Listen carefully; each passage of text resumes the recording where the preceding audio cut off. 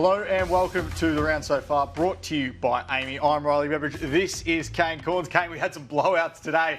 Let's start with one of them, our big story. It came down in Tasmania, where Hawthorn won by 124 points against North Melbourne. Their forwards did all of the work. Yeah, for about the last 8 weeks, I reckon I've said they're the best team in it. They're the best team in it. They're the most consistent side in the competition right now. Now, can they win the premiership? It's going to be difficult from that position, but you think with this contribution that they have, you just don't know on any given day who's going to stand up and play well for them. They all play well. We're going through the small forwards here today. Look at that. Moore kicked 4, Watson, the Charles Royce, McDonald's kicked a lot of goals for the year. So they're just so unpredictable. They're as dangerous in the air as they are on the ground.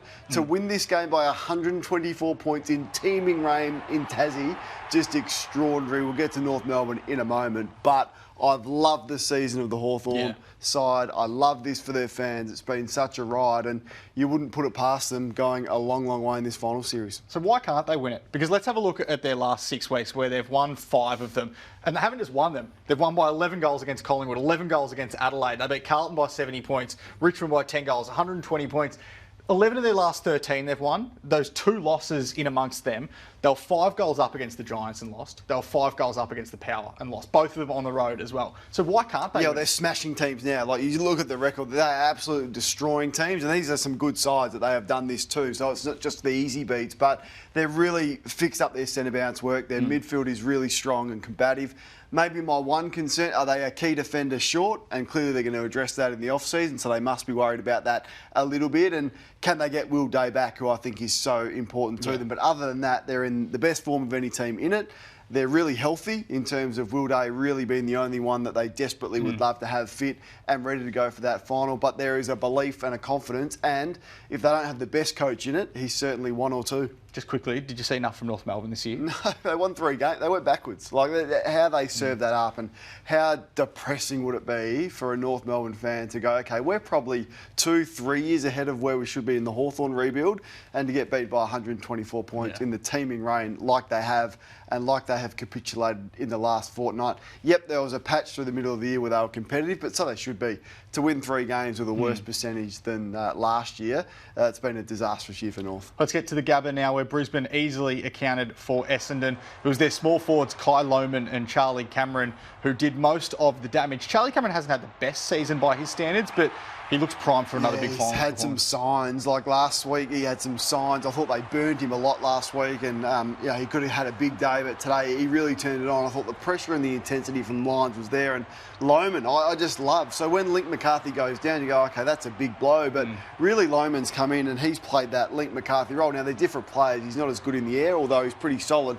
27 goals for the year, and what a pick he was. Picked 20 in 2021, young player, and I reckon the core group of young players coming through for Brisbane means they're going to be around for a long time, even if it's not this year. But Charlie Cameron, Rayner, Zach Bailey, Lohmann, they could all light it up in the final series. Now, Essendon stormed home, didn't really mean much. Brisbane had that game in their control, and they're locked in for a home elimination final. Yeah, they'll finish 5th now, the Lions. It was, of course, Dyson Heppell's final game, Kane. 34 disposals. You can't tell me last week when they're playing the last game in Melbourne that he's not in their best 22, given what they dished out last week. Well, from what we saw tonight, he was. Yeah. I mean, some of the players that are running around in Essendon jumper at the moment, like one of them is Ben Mackay. Just the back half of his season with what he is getting paid, a big problem for them. Last week I called him the $1 million problem, Ben Mackay, and I reckon he's just about the same, and that was ratified again tonight. But yeah, disappointing for Dyson that he didn't get to play a home game in front of his home fans. But great career, been an outstanding leader, terrific football person, and I'm glad he played well tonight. Let's get to the SCG now, where Sydney easily defeated Adelaide by 31 points in the end. Luke Parker was instrumental, 19 disposals, 3 goals. Now, Kane, they're going to have Justin McInerney, Tom Papley, Isaac Heaney to squeeze back into this side. Luke Parker's played the last 7. Does he hold his spot? He holds his spot. Absolutely, he holds his spot. He's kicked 11-1 in the 7 games since he's returned from that injury and suspension this year. And at one stage, you just thought he wasn't going to play. He just wouldn't be able to force his way back in, but he has. And I just think he's like a heart and soul player. So Taylor Adams just doesn't play. I think it's just an easy decision. Taylor Adams really hasn't affected a game that I can remember much this year. Certainly Parker gives you more flexibility, can go forward, can go and play centre bounce in the midfield if you need him to. And as I said, he's a heart and soul player. So he picks himself 19 tonight, 9 score involvements, kicked 3 goals, as you said. And he will definitely be there for that first qualifying final. So Sydney, the minor premiers, though the minor premiers already going into this one, but sealed that spot on top of the ladder. What about the Crows? They do that big decision during the week and drop Josh Rochelle. He goes back to the sample today, but not a great season for them. Yeah, how ruthless do Adelaide want to be? Like, this is a big, powerful club, and they have been a big, powerful club for a long time. They're not anymore. Like, they're a bit of a, as I said last week, they're a bit of a laughing stock of a football club. The coach is far too nice. Let's just extend the coach's contract because we didn't need to, just because we're nice. And let's just give Taylor Walker a contract, even though he's not probably going to be in our best side next year, just because we're nice. So I don't know. I've seen boards do sillier things than move on from a coach with a record such as Matthew Nicks, but I don't think Adelaide have that in them. I just think they're a nice football club. They're happy to coast, and this has just been, for me, they've been the most disappointing team. For them, with this list, with the last year momentum, with the re-signing of Matthew Nicks, with all the talk and the hype throughout the pre-season to finish bottom 4, yeah, it's hard to wrap your head around. It certainly is. Let's get to GMHBA Stadium now. That's where we find our Saturday star. It is Jeremy Cameron, because in a 93-point Geelong win, he kicked 9 goals. They led by 100 points at half-time, Kane. So don't get me started on West Coast, but let's celebrate Jezza for a moment, because there's nothing better than this. When a key forward is feeling it, I reckon he had 7 kicks for 7 goals. Yeah. 7 touches, 7 goals at one point in this game. And then he started to really want the ball. Jeez, he was demanding it. He was sort of snatching a couple off some teammates. But gee, he had his kicking boot on. He was kicking it. This one here. That's to Dempsey. I'll take that, thanks, because I'm going to go for 10. But ended up career high at 9, and was the only reason really worth watching this game of footy. Forget about Ollie Dempsey's rising star case. He wants his 10th goal. There it does, Jeremy Cameron. As you can see, they led by 100 points at half-time. It was only very few times that has happened. Remarkably, though, the last 3 times it's happened, they've all been Geelong games. So 2007, they led Richmond by 107 at half-time. 2011, they led Melbourne by 114. Then 100 today. West Coast clawed it back in the second half. Obviously, too little, too late. But it was remarkable. They've just turned their toes up on the season as well. West Coast. So Geelong with that huge percentage boost. We'll get to the ladder in a moment and what it means for tomorrow's games. Very worried for Tom Stewart at one point there when he came off with his hamstring. When he first dropped, I thought it might have been an Achilles the way he went down, but just a hamstring injury. Chris Scott saying after the game that he's fine. Lawson Humphreys also sat out the second half with a tight calf, but I suppose when you're 100 points up at half-time, Kane, you can... Well, that's the blessing, isn't it? You don't need to rest Tom Stewart, and look, they can't win the premiership without Tom. So just good management. I think Chris Scott has managed his players really well, and they are the best team at peaking at the right time, and clearly they look like they peaked today, but next week is going to be a far greater challenge, or the week after, than what they were confronted with today. All right, let's get to our Amy Clangers now. Who covers Clangers? Amy does. And Kane, what is it with Melbourne and stadium delays? Because this is the 3rd straight time that Melbourne's been involved in one of these. So Lightning at the MCG last night gets brought off with 9 minutes to go on a dead rubber. This is when the lights went out at the Gabba around 2:20-23. So against Brisbane up there, they were forced off.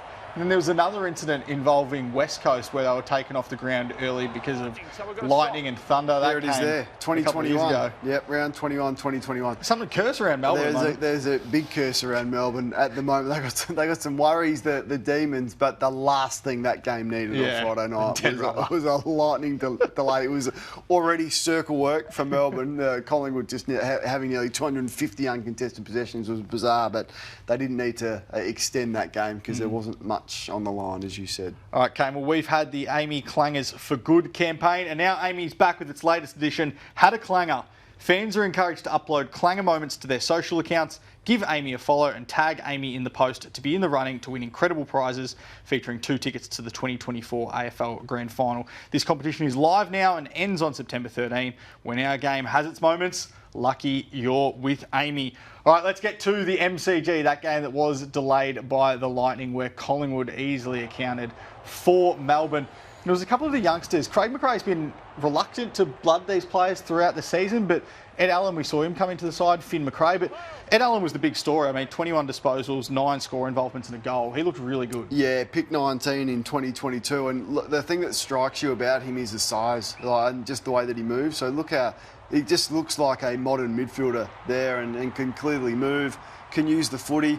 kicked that goal late after the lightning delay, so that was good to see. And Collingwood need as many of these youngsters coming through, because we know they're a bit thin in that space. A lot of their veterans are going to go on, but it shouldn't be at the expense of players like that. So if you're choosing between playing a 30-pluser, a Tom Mitchell, a side bottom, as good as side bottom has been in the last month, you've got to play the young players and you've got to expose them, because, as you said, they haven't been exposed enough this year. So Cozzy Pickett earns a 3-match ban for this incident involving Darcy Moore. Darcy Moore taken out of the game after this. It's his 4th suspension in the last 2 years. So he gets a 2-match ban for rough conduct and Bailey Smith, a 1-match ban for rough conduct and Patrick Cripps, a 1-match ban for rough conduct and Jake Saligo, then a 3-match ban for this. So he'll miss the first 3 games of next year. There it is. And there's some conjecture over this and some debate about, did Darcy Moore contribute to the contact being high? But I would say that Cozzy had an option to pick up the footy.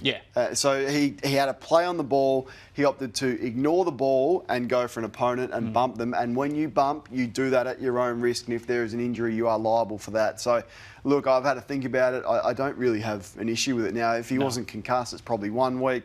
The fact that he was concussed, it's much more severe. But he spoke during the year about changing his game. Melbourne have spoken, Alan Richardson, about discussing that with Cozzy and convincing him to try and change his game. Clearly that message not getting through, and as it stands, he's going to miss the start of the year. Where to next for the D's this summer? Yeah, it's a big off-season, isn't it? I mean, Simon Goodwin spoke really strongly about Christian Petrarca and them holding to his contract, which I like. I think clubs should do it more often. The minute a contracted player wants out, clubs go, okay, no worries, where do you want to go? Well, at least Melbourne is saying, you know what, you're a contracted player. We've looked after you. We've paid you a big lot of money, and now it's up to Christian to help turn the Melbourne Football Club around. It certainly is. Let's get to the MCG now, where Sam Flanders inspired Gold Coast to a 28-point win over Richmond. 29 disposals and 2 goals. Not many positives for the Suns in this campaign, but Sam Flanders and the emergence of him as a midfielder and across half-back has been one of them. Yeah, there's his numbers. The thing I like about that is the score involvement. It's 14, so I think a lot of the time, you look at the stat sheet, Flanders has 30 every week, but he doesn't often do this. I think a lot of his possessions are meaningless and sideways and don't really impact on scores. Not the case today. So kick to himself, 14 score involvements. So Gold Coast win 11. It's the most they've ever won. Is that a tick or not? No, Kane. Of course not. They're the easiest draw in the comp. It's such a disappointing season. It's a disaster, for them. isn't it? Speaking of disappointing seasons, what about Richmond's? Pretty bad, but today they got to farewell 3 of their premiership greats. That's our moment of the weekend. Of course, Marlion Pickett was the sub in this one.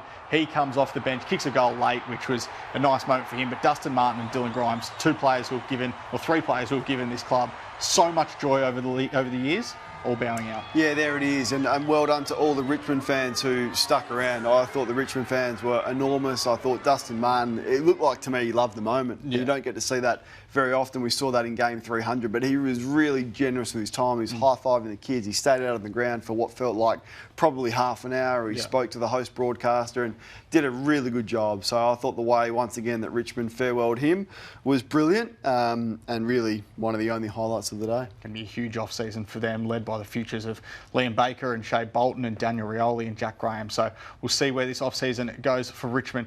All right, let's take a look at the ladder, Kane, because there's so much to get into. So this is the top 4 race. Brisbane now, of course, won't make top 4, so the top 4 is locked in, but there's still plenty to go through here with Port Adelaide away at Freo tomorrow. Giants taking on the Bulldogs in Ballarat. So who gets a home final there, do you think, at the end of the day? Yeah, amazing. I think Fremantle will beat Port Adelaide, so we'll wait and see what happens with this Giants and Bulldogs game, and then the margins come into it with Geelong's massive percentage boost, so they're stalking Port Adelaide on percentage, so really Port Adelaide have to win, particularly if the Giants win as well. So it's still all up in the air, and then you go down to the remaining part of the 8, and Hawthorn have locked themselves into finals, of course, but the Western Bulldogs still at risk of missing if Fremantle and Carlton win, which is unbelievable with the list that they've got. So much to play out. I can't wait for all of these games. And can Carlton put together a performance with half a VFL squad like they did last week? I suspect it's going to be difficult against the Saints side who's in good form. We've been looking at the permutations and the machinations all afternoon, haven't we, Kane?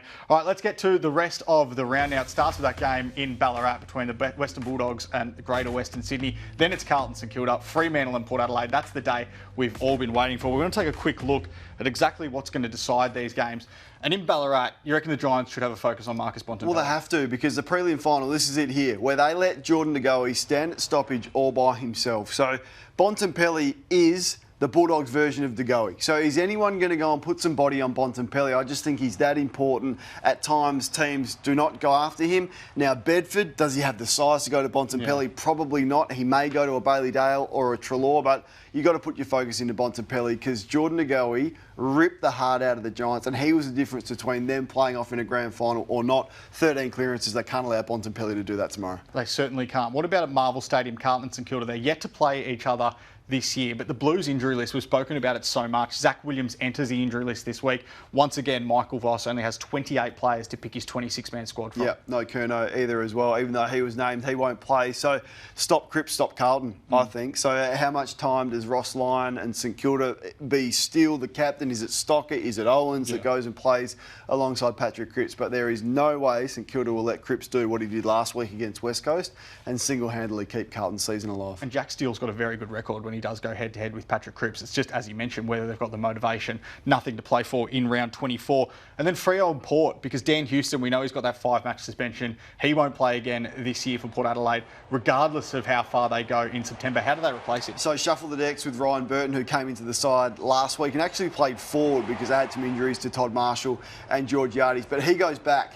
And when he's good, he's good. But when he's bad, he's bad. So the difference between his best, Ryan Burton, and his worst is far too great. Can they get 4 good weeks out of this guy? Because, as I said, his best is really good. And across half-back, he takes risks with the football. He can play one-on-one, and he's reasonably good in the air, but it's his ball use that really suits the way Port Adelaide want to move the ball off half-back with Kane, Farrell and the like. So, I mean, it's an easy decision for them. Can he hold up for 3 or 4 consistent weeks of footy? Time will tell. And you want to speak about Fremantle's forward line because Josh Tracy's missed the last 2 games. They've lost both of them. And he's their leading goal kicker by quite some way. Do they have enough firepower without him? And they're struggling to kick enough scores. They're struggling to kick big enough scores. So can they do it without him? So he's not there. Banfield's been dropped. He's kicked 20. And Luke Jackson's going to have to ruck for them. Now, they've tried Jackson forward still, even though Darcy is out, with little effect. I'd just be unleashing Jackson into the ruck, which means you're putting a lot of pressure on Amos. Walters comes back to the side. He's probably got to kick you 2 or 3. And Frederick as well. Sturt's been really good in the latter half of the season and been able to impact scores. But that's my worry for the Dockers. Can they kick a big enough score? Can we get you 3 tips, Kane? Yeah, I'm going to go with the Western Bulldogs. I'm going to go with St Kilda. And I'm going to go with Freo. So you think Carlton misses the 8? I do. Okay. Massive day of footy on Sunday. You can catch up with all of the action, 9:30 p.m. Australian Eastern Daylight Time for Access All Areas. That's coming to you live on afl.com.au tomorrow night, given the magnitude of the games. And then coming soon, Kane, the season that was, me and you wrapping up every side who is now out of contention, going through exactly where they went right and wrong throughout season. Might have to fire some bullets in that one. I think I might have to really fire up. I'm going to really fire up for that one. Can't wait for that. Can't wait for the footy on Sunday. See you next week. Want to get all the latest footy news in one hit? From injuries to breaking news, the latest from the coaches, the Footy Feed team has you covered. Watch it now on afl.com.au and the AFL Live app or wherever you get your podcasts.